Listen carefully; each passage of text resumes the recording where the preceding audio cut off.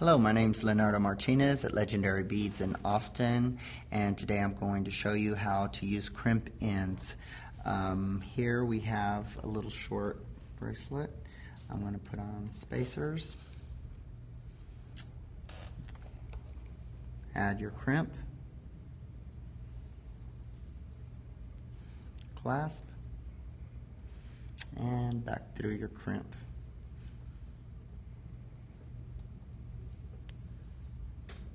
Like to hold your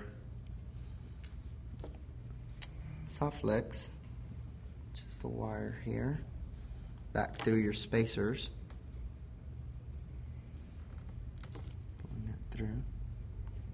We have two types of crimping tools. The first one's the Mighty Crimper, which has two little gullies. Placing the end of the gully, the bead at the end, on the inside gully of your crimper, smashing it down, and then turning it at a right angle and rounding it, and then clipping perpendicular so not cut your necklace.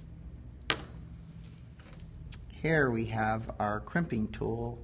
The Magical Crimper has a rounded inside groove.